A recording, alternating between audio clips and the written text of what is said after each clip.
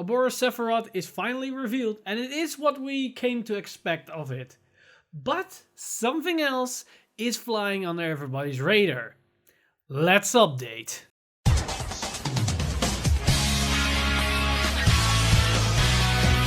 Stand up! Vanguard!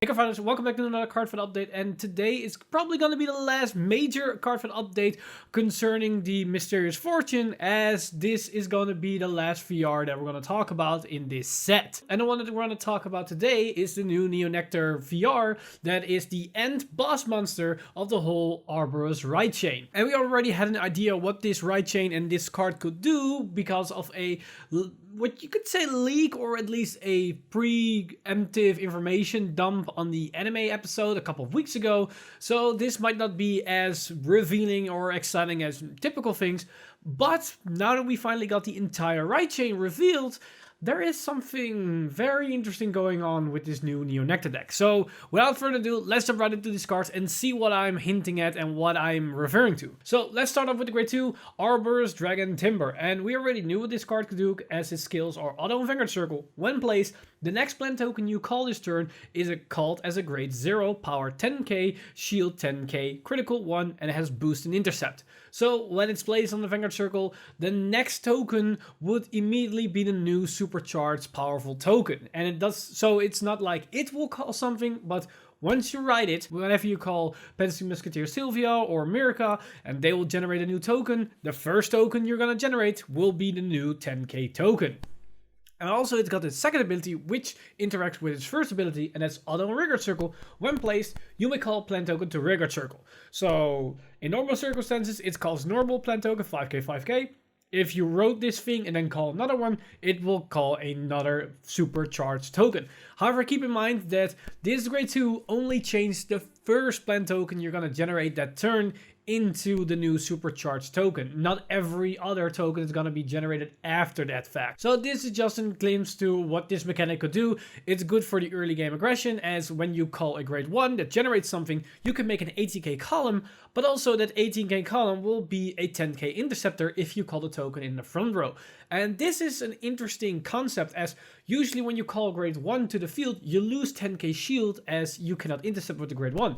Because these plant tokens are 10k shield and have intercept, basically you are changing your grade 1 into a stronger attacker by placing onto the field, but you retain the 10k shield value in the form of an interceptor. So you can still be some defensive while being super aggressive as well. Now that we've seen the grade 2, let's take a look at the new VR, the grade 3. And that is Arboros Dragon Sephiroth. And once again, it also got 2 skills, and its first one is continuous on Vanguard Circle. The plant tokens you call are called as grade 0, power 10k, shield 10k, critical 1, and have boost and intercept. So this is what we had to expect when we got the reveal of the skill a couple of weeks ago, that this was something in the ballpark that it will do. So basically what it does is that from this point onward, while this thing is your Vanguard, every card that would generate a plant token will generate the supercharged plant token. A thing to keep in note, and this has been ruled with this card reveal, is that tokens that are already on the field will not change. So if you already had called a 5k token, once you have this as your Vanguard, those 5k will stay 5k. But also tokens that are 10k, if this card is removed from your Vanguard Circle by just writing a different one or striding in premium, those 10k units will stay. Those tokens will stay the 10k tokens. It is an actual unit that has those values, and it will keep those values no matter the circumstances. This is just a upgrade to all your token generators, but not really something amazing that you would expect of a VR. But then we got the second ability, and it makes this a lot more understandable what we're going for. And its second ability is act on Vanguard to Rearguard Circle once per turn, cost retire a rearguard, call up the 2 plant tokens to Rearguard Circle, and if you have 5 or more rearguards, this unit gets power plus 10k until the end of turn. So basically, for free, you get a +1 onto the field. You can change 1 token into 2 tokens, or you can change a rearguard into 2 plant tokens. So you always got a plus on the rearguard circles. This has an added value, as not only it's a good strong boosters, as they are 10k boosters, but it will also give you more shield value if you place them into the front row, as they both have 10k shield for that respectively. The only downside that I have with this card and my main issue with these cards right now is that the Arboros line are just making more plant tokens, and the main issue that I had with Neo Nectar and Standard is that they are very linear, and those plant tokens aren't really that super beneficial to their whole aesthetic or their whole gameplay. With Cecilia, you're just gonna filter a lot through your deck, basically retiring a plant token to Superior Call 2 to 3 other units, and give your front row plants 10k and deck filter for triggers. This card does somewhat the same thing by filling your board, retiring something and get more value onto the board, have some free interceptors while you do, and you generate more power as well. But the problem is this card doesn't deck filter at all. So the whole upside that you had with Cecilia that could deck filter, this doesn't really do that.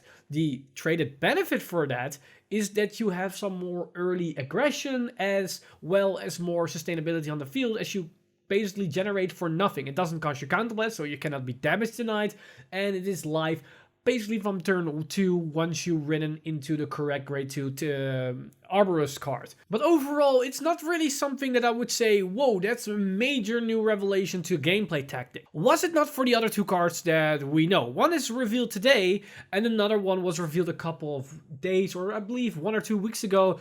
But now with everything revealed, I think those are gonna make this new archetype a lot more deadly and devastating. So let's dive into these cards that I'm referring to. First off, the new card that was revealed. It's the grade 1 of this ride chain, which is interesting enough that, in my opinion, the grade 1 is probably the most interesting and the most important out of these three, as that is Arboros Dragon Branch, and it's got one skill and a very important one, as its skill is auto and Vanguard Circle and Rearguard Circle. When it attacks or the attack it boosted hits, you may look at the 4 cards from the top of your deck. If you do, reveal up to 1 card with Arboros in its card name from among them and put it into your hand, and put the rest on the bottom of your deck in any order. We have a Searcher. A Searcher for the right chain for the important card, so it's a consistency boost, but not only just a generic boost, it's also basically consistent engine, as it works on Vanguard Circle as well as Rearguard Circle, as well as an attacker as well as a booster. But most importantly, it works by hitting the Vanguard as well as hitting a Rearguard, and that is a major aspect, because now you can still swing into your opponent's Rearguards and have some on hit pressure that you would lose once your opponent can just easily guard you, or when they're sitting at 5 damage, as unhit skills or unhit pressure doesn't really do that much when they're already sitting at 5, because the unhit pressure is just the fact that they will lose the game anyway. And this card allows you to fetch your most important cards. It allows you to fetch your grade 3, which allows you to generate all your important token mechanic, but also your grade 2 for the correct right target for a potential early rush. But it also allows you to search himself out, and the important thing, that in my personal opinion, is the support grade 2 that also has the Arboros name. And that is going to be a very good tool and very strong contender for making the deck very, very devastating in the early game. So this card on its own makes this whole deck a lot more consistent. I think it's going to be a vital piece. Also, an interesting thing about it is that you have a new starter that is also an Arboros card. So you could potentially run multiple copies of that starter in your deck, so you have more hit targets, so you could filter your deck even more through other means, so you can get your triggers more consistently. So basically, this combined with the grade 3, you have the same mechanic that you had with Cecilia, only the upside is that it doesn't cost you any kind of resources. That is a big plus. It doesn't cost you Counterblast, it doesn't cost you Soul Blast, it costs you nothing. Now on to the last card that we're going to talk about, as these 3 cards were revealed in this live stream. We get a good glimpse of what the mechanic is. They want to generate these new plant tokens as well as getting your Arboros cards to hand. However, what does that change for Neo Nectar? Is it gonna make them more powerful in early game? In some regards, yes. As I explained in the beginning, your grade 1s, you can just place them that can generate tokens, and you retain the shield value. So you can be more aggressive in the early game while also keep the defensive value as well. So you're going to be a very good early aggressive clan or deck, unlike you were in the past that were basically betting on the fact that it could go into a very potent Cecilia and then ride the rest of the game outwards until you beat your opponents over with consistent high numbers. Now you can just do this right from turn 2 or turn 1, depending on how the game is going, and that could set a precedent for the rest of the end game. But there is another card that would cement this, and that is this support grade 2 that is Formation Style of Arboros, Oliver, and its skill is act on Vanguard and Rearguard Circle once per turn if your soul has 2 or more cards with Arboros in their card names, cost, counterblast 1, and perform one of the effects below. Call 2 plant tokens to the Rearguard Circle, or cost, retire 2 rearguards, and this unit gets power plus 20k and critical plus 1 until the end of turn. Now this effect is gonna change the game, as it's basically another way of getting more tokens onto the field. For a counterblast 1 generating 2 plant tokens, that is not bad for a counterblast and 1 card from hand. It's pretty cheap, and then you can sack one of the plant tokens to generate 2 more plant tokens. So you can see how this card alone can fill the board in combination with your new VR.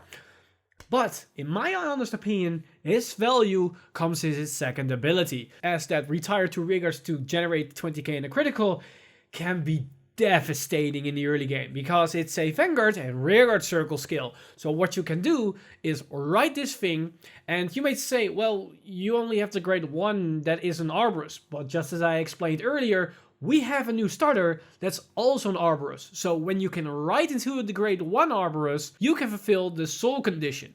And then the only thing you need to do is call a Sylvia or a Mirka that can generate a token, and then sack those 2 off, and you have a Vanguard that's 30k with a critical. That's an easier Blaster Blade critical grade 2 turn that swings for a lot more power. And the only thing that it cost you was 1 card from hand. And then in combination with this, you can generate a lot more value onto the board. But you can also do it in combination with the correct grade 2 for the Arboros right chain, as you can have that on the board. Then the first plant token would be generating as a 10k, so you can have it as a booster behind your Vanguard or behind this thing, and then call this thing onto the Rearguard Circle with the extra crit and the extra power as well. So you can have a Rearguard with a crit pressure and a lot of power, or your Vanguard with a crit pressure with a lot of power on your grade 2 turn. This card allows you to have some very scary early game potential, and especially in the late game when you have all the force markers out, you can just use this thing in combination with the Arboros grade 3 to just swinging with crit pressures all the more easily, as you can get free units out of nowhere.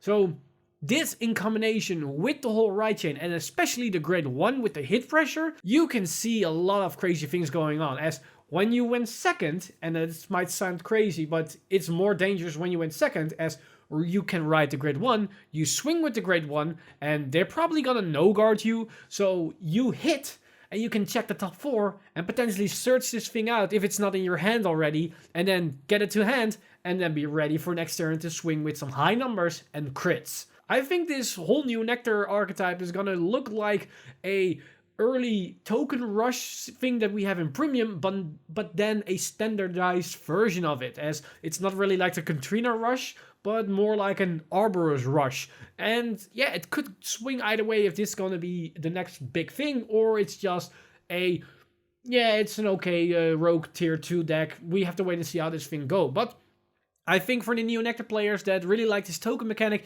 I think they are quite happy with what we've got in this new reveal stream. I'm honestly not that super excited about the token mechanic, as I think it's very one-dimensional, very linear. However, with this new grade 2, with the potential crit and some early game potential and early game possibilities, might bring it a lot more, some interesting mechanics to it, or interesting thought patterns or play styles.